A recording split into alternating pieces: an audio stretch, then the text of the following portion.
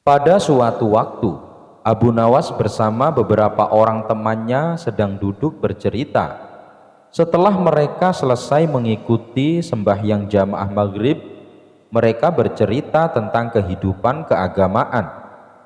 Kebetulan mereka menyinggung suatu masalah yang mengatakan bahwa orang buta itu tidak berdosa karena pintu masuknya dosa tertutup baginya. Alasannya karena matalah yang selalu melihat ke sana kemari yang dapat mendatangkan dosa. Akan tetapi Abu Nawas tidak menyetujui pendapat tersebut dan berniat akan membuktikannya. Keesokan harinya Abu Nawas berjalan-jalan dengan maksud untuk bertemu dengan orang buta. Dia mau membuktikan pendapatnya bahwa orang buta pun dapat pula berbuat dosa.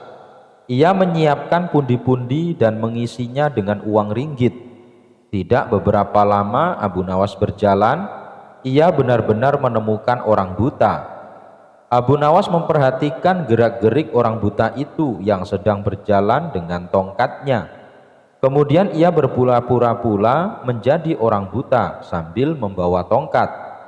Lalu ia sengaja menabrak orang buta itu seraya berkata, "Aduh, sungguh malang nasibku sebagai orang buta, ditabrak oleh orang yang tidak memiliki rasa belas kasihan."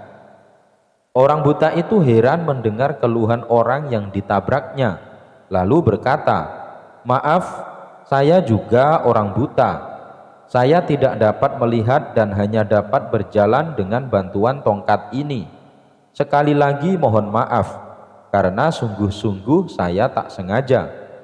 "Oh, engkau juga buta ya?" tanya Abu Nawas pura-pura tidak tahu. "Ya, saya buta. Peganglah tongkatku ini. Orang buta pastikan memakai tongkat untuk berjalan," jawab si buta.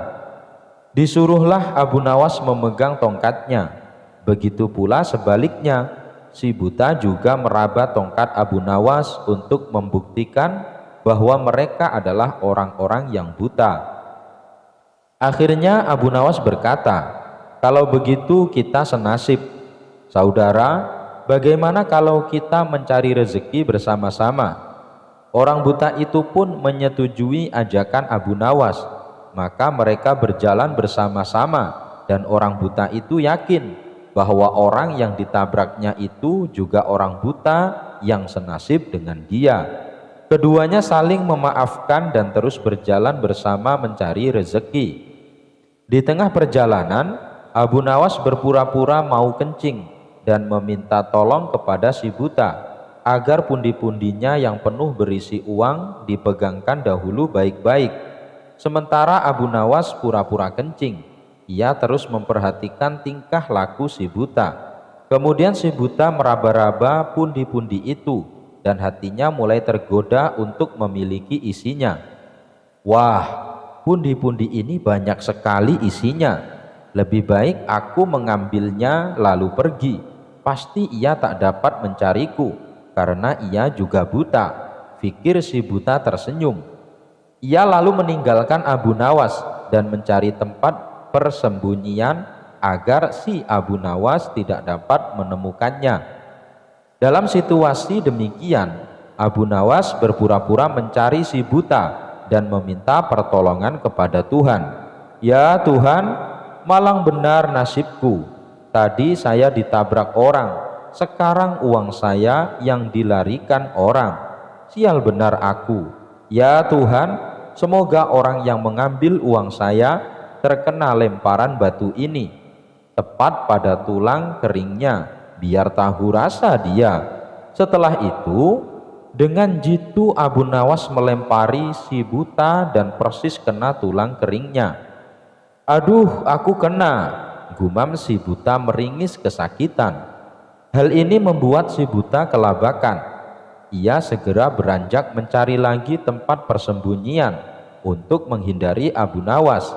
Akan tetapi Abu Nawas yang pura-pura buta itu mengikuti si buta kemanapun ia pergi. Setelah dekat, Abu Nawas memohon lagi kepada Tuhan, "Ya Tuhan, semoga orang yang mengambil pundi-pundiku terkena lagi lemparan batu pada kepalanya. Tak lama kemudian terdengar lagi suara kesakitan dari si buta. "Aduh, kena lagi nih, kepalaku jadi benjol." Si buta memegangi kepalanya yang benjol. Maka si buta panik dan heran. Kok doanya terkabul lagi? Ah, itu hanya kebetulan. Si buta menghibur diri. Lalu ia menghindar lagi dan terus menghindar. Tetapi Abu Nawas tetap mengikutinya terus. Secara berturut-turut Abu Nawas berdoa lagi sambil melakukan lemparan beruntun kepada si buta dan selalu tepat, yaitu tepat mengenai perut, dada, dan terakhir muka si buta.